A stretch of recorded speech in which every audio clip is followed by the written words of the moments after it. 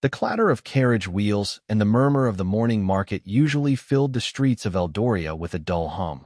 But today, a sharp, dissonant note cut through the air. Lord Valerius, the king's most trusted and feared advisor, stood on the polished marble steps of the royal court, a sneer twisting his lips. His robes of deep, almost black, velvet, embroidered with silver threads that glinted like frost, seemed to absorb the weak morning light. Before him, a traveling bard, clad in a simple, earth-toned tunic patched at the elbows, bowed low, his worn lute clutched protectively. And what sorrowful tune does this vagrant bring to our illustrious court today? Valerius's voice, usually a silken whisper, carried a biting edge. Begging for coin with mournful ballads, no doubt. The king has no time for such peasant plights. Begone, bard, before my patience, like your melodies, runs thin. Elian, the bard, felt a hot flush creep up his neck. He had traveled far, his heart heavy with a tune he believed might finally secure a permanent place, a home. His usual resilience, honed by years on dusty roads, wavered under the advisor's cruel gaze. He clutched the worn wood of his lute tighter, its familiar weight a small comfort against the sudden rush of humiliation. His eyes, usually bright with the spark of a storyteller, were now wide with a mixture of shock and profound sadness. He opened his mouth to protest, to explain that his song was not one of beggary, but of profound yearning, of a hidden tale meant for the king's ears alone. Yet, no words came, only a choked silence. He bowed again, deeper this time, a silent acknowledgement of the insult, and turned to leave, his shoulders slightly hunched, the weight of the advisor's scorn pressing down on him. As Elian descended the steps, his mind reeled. He had envisioned this moment countless times, a grand reception, the king's appreciative smile, a chance to finally settle down, perhaps even find the family he had long lost. Instead, he was dismissed like a stray dog. A deep, aching sense of injustice settled in his chest, turning his sadness into a simmering defiance. He walked through the bustling marketplace, barely registering the vibrant colors or the enticing smells of freshly baked bread. His gaze, however, caught on a small, huddled figure near a fountain, strumming a crude, homemade lyre. It was a boy, no older than 10, with eyes that mirrored Elian's own earlier sorrow, yet held a flicker of something unbreakable. His clothes were threadbare, but meticulously clean, and his face, though smudged with dirt, was strikingly earnest. He played a simple, haunting melody, one that tugged at a forgotten chord deep within Elian's soul. The boy looked up, his gaze meeting Elian's. He offered a small, crooked smile, a gesture of shared understanding between two souls adrift. Elian felt an inexplicable pull, a warmth spreading through the chill of his humiliation. He found himself walking towards the boy, a new, unforeseen melody beginning to stir in his heart. This wasn't just about an insult anymore. It was about something far greater, something destined. Elian knelt beside the boy, his own sorrows momentarily forgotten.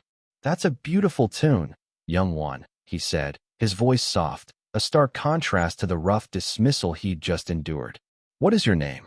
"My name is Finn," the boy replied, his crooked smile widening slightly. "And this is my mother's song. She taught it to me before she went away." His gaze drifted to a faded, intricately carved wooden pendant he wore around his neck, shaped like a tiny, stylized lute. Elian's eyes widened slightly. The craftsmanship on the pendant was remarkable, far too intricate for a simple street urchin to possess, and eerily familiar. An inexplicable warmth spread through Elian's chest, a feeling he hadn't known since he was a child. He pulled a small, half-eaten loaf of bread from his satchel and offered it to Finn, who accepted it with polite gratitude, his hunger evident, but his manners impeccable. As Finn ate, Elian strummed a gentle melody on his lute, a counterpoint to the boy's quiet chewing. "Tell me, Finn," Elian ventured, his voice barely above a whisper, "where did you learn that tune? And this pendant, it's quite unique." Finn looked at the pendant, his eyes distant. "Mama said it was a gift from my father. He was a bard, too," she said. "He had to leave suddenly, long ago. She said he would always find his way back to us, guided by the music." He paused, then added, "She used to sing me a lullaby, too. It had words, but I only remember bits of the tune now. He hummed a few fragmented notes, notes that sent a jolt through Elian's very core. It was the same lullaby his own mother used to sing to him, a melody that had been locked away in the forgotten corners of his memory for decades. And the pendant, the intricate carving, the stylized lute, it was identical to the one his own father had worn, a family heirloom that had been lost when his family was scattered by a brutal border conflict years ago. A storm of emotions erupted within Elian. Could it be? Was this boy, this resilient, polite, and musical child, his own flesh and blood? His heart hammered against his ribs as he fought to keep his composure. The initial insult from Lord Valerius faded into insignificance, replaced by a profound, overwhelming sense of destiny. Suddenly, a gruff voice cut through the air. "There you are, you little rascal. Get back to work." A hulking man, with a scarred face and a glint of malice in his eyes, stomped towards them. This was Grimus, a notorious guild master who exploited orphaned children, forcing them to beg and perform for meager scraps. His presence cast a dark shadow over the marketplace, and Finn visibly flinched, his small frame tensing. "He's coming with me," Grimus snarled, reaching for Finn. "He owes me his daily quota." Elian instinctively stepped in front of Finn, placing himself between the boy and the brute. "He's with me," Elian stated, his voice now firm, resonating with a newfound authority he hadn't known he possessed. The insult from the advisor had wounded him, but the threat to this boy, this potential kin, ignited a fire within him. He had faced far worse than a sneering advisor on the road. Grimus scowled, taken aback by Elian's unexpected defiance, a ripple of tension spreading through the usually bustling market square. This was no longer just about a bard's humiliation. It was about a burgeoning connection, a hidden truth, and a fight for what was right. Grimus lunged, his hand outstretched to grab Finn, but Elian, driven by a surge of paternal instinct, moved swiftly. He deftly shifted his lute, using its body as a shield, deflecting Grimus's coarse hand. The impact sent a dull ache up Elian's arm, but his grip remained firm. "This boy is under my protection," Elian declared, his voice ringing with a conviction that silenced the murmuring crowd.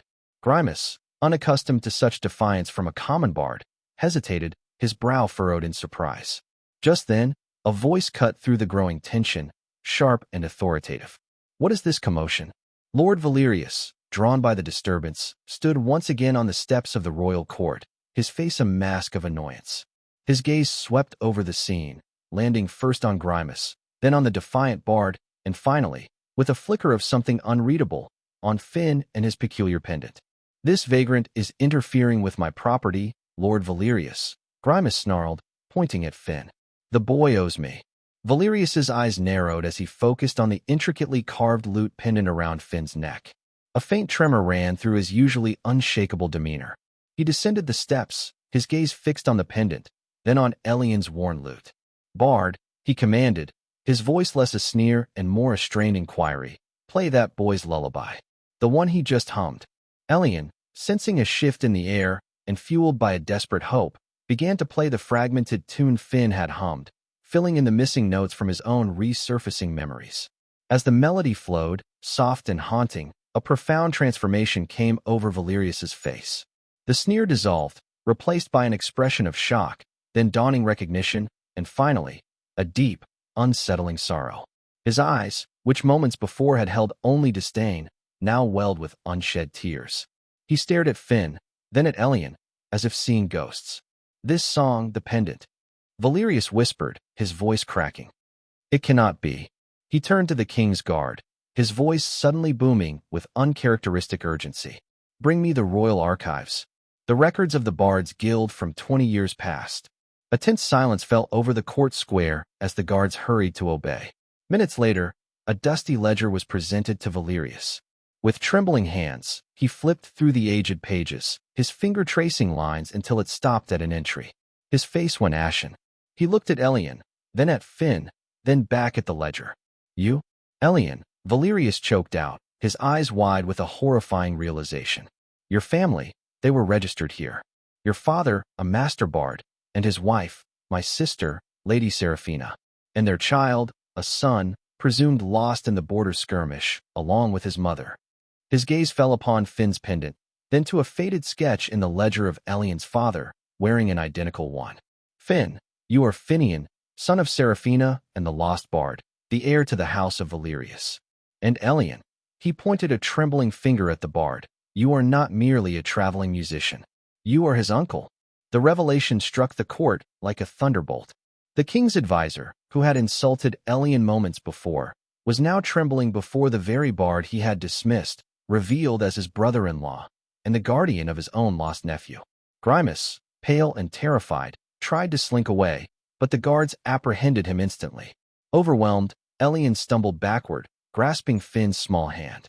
The fragments of his past, the haunting melodies, the inexplicable connection to Finn, all clicked into place. The insult, the years of wandering, the search for a family he barely remembered, it had all led him to this moment, to his own nephew.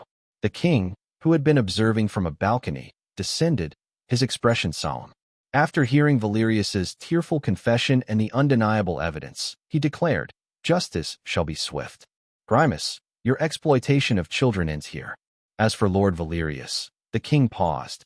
"Your cruelty was unforgivable, but your immediate remorse and the truth uncovered outweigh your past foolishness.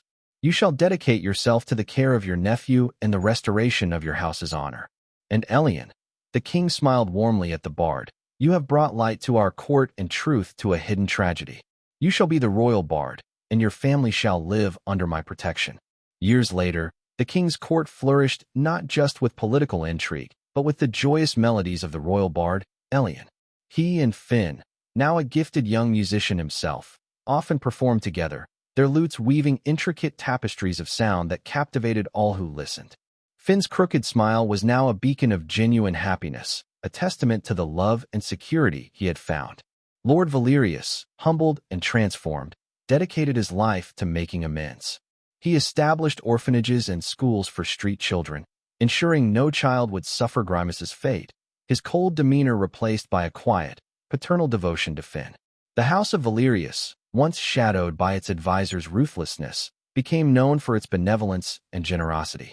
Elian, the once solitary wanderer, had found his true home, a family he didn't know he was searching for, and a purpose far grander than any song he had ever composed.